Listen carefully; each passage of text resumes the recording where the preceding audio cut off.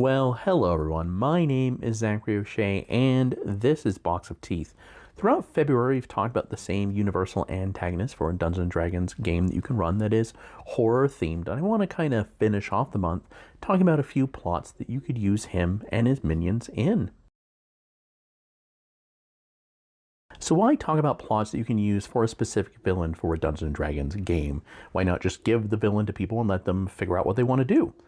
One of the things I've run into over the years, talking to newer dungeon masters or those that run often from campaign books or adventure folios, which is perfectly okay, is that once they start into that kind of home brewing their own stories, they've got the monsters, but sometimes brainstorming exactly what to do with them can be a little bit difficult. So I just want to go over a couple of ideas for the Lodgemaster here very quickly. Again, he is a demon who takes the form of a distinguished older gentleman in the mortal plane who's a real man's man, an avid hunter, and a ladies' man. All the while as he's building his lodges, and like institutions, he's teaching these young noblemen and sons of merchant families a very toxic ideology and inducting them to his demonic cult that he eventually unleash on high society that then trickles down to really hurt commoners as well, and sow chaos everywhere. He covers 4 subgenres, which really should be where you're hinging your various plots on, which are body horror, demonic horror, corruption horror, and class horror. So let's talk about one of those kind of plots right now. Start with the simplest one. The Lodgemaster's plans always start with founding an exclusive hunting lodge in an area he wishes to destabilize. Sometimes it never really grows beyond that. The thrill of the hunt and the excesses of the lodge please the particular fiend to no end, so he will indulge deeply in both from time to time with no ulterior motives other than sowing chaos. Even if the lodge is dedicated to his idle pursuits, however, it will provide enough trouble for any group of heroes and all that they hold dear. This lodge could be a brand new institution, or it could be a well-established one, depending on the desired story that you have. In the case of a new lodge, the Lodgemaster's arrival will cause quite the stir. Rumors will proceed about him, spread by disguised incubi and succubi. These tales play up his martial prowess and generous nature, and always have gripping yarns emphasizing his superior survivor skills that makes him a real man's man. Often they'll hint at some sort of lost love from his youth that he laments after to start kind of fomenting that avenue as well, and maybe even talking about the string of lovers that he's had since that unfortunately he couldn't connect to, but he adored them all just the same.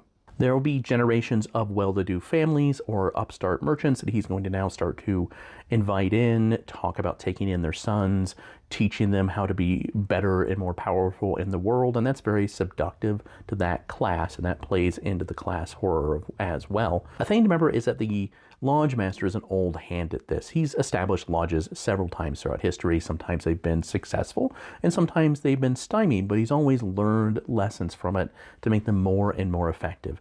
Human lifetimes are very short after all, so he knows that he can stir up chaos very quickly, found a bunch of different lodges perhaps, and come back to them later and reap the benefits that he wants to. He also knows he's always going to run into heroes, but one quality that often heroes have is they're nearly as bloodthirsty as he is, and he will always try to tap into that. This again plays into that kind of demonic horror because it is generational, it is ancient, it is something that is going to learn and evidently, at least at the beginning, be much more powerful than your heroes are going to be and much more entrenched. So the Lodgemaster has a lodge that's either freshly set up or one that is well established that he is now coming back to take charge of. So what are his next steps? In a basic story, he's going to go ahead and seed the surrounding area with monsters. For the lodge to exist, there needs to be monsters for it to hunt. Otherwise, the organization lacks any legitimate purpose, and suspicions will start to be aroused when there's so many powerful people that are languishing for hours within this area and not doing anything other than maybe rumors of their debauchery and evil deeds, and he doesn't want to do that quite yet. Now, if the surrounding countryside is plagued with beasts and monstrosities, it makes sense for the lodge to exist, and most people will wave off rumors about his excesses as it's just people blowing off steam, that sort of thing. Again, that toxic aspect that comes with the class horror. Now, the exact opposite, though, is true. It's the Lodgemaster that imports these dangerous beasts to release into the surrounding area, or employs insane local arcanists to create twisted monstrosities, or just dredges up things from hell to cause problems and thus justify why he's doing what he's doing. Fiend also ensures that innocent victims, from children to merchants, are guided into the hunting grounds. Nothing fuels the necessity of having a lodge like the tragedy of people being torn apart, and that's all the more delightful for him. Now, of course, hunting a basilisk and harpy just isn't enough after time. The Lodgemaster and his followers desire prey that's both challenging and satisfying, and they can really find those in people. Likewise, the Lodge members graduate from trophy hunts to cannibalism and murder as their souls become damned and twisted. This is the body horror and demonic horror element, as the Lodge members, the further they go on, become more animalistic and move from humanoid to monstrosities. This starts simply enough with drifters and vagrants, but soon graduates into criminals and other undesirables. These hunts might even become a legal means of execution for the fiend to corrupt the local government. The powers that be, well, they claim this is a merciful method, as the convicted have a chance to escape their fate, though they never do. Those opposed to the abhorrent practice merely end up on the docket. When townspeople no longer provide the thrill needed, the Lodge members move on to adventurers, and that might be one way to get your heroes into it. Heroes go into the woods, either they're released, or perhaps they're also hired to take care of a monster, and then are subject to the Lodge hunting them down as well. And that might be really hard to escape from if they're already battered and bruised from dealing with a monster in the first place.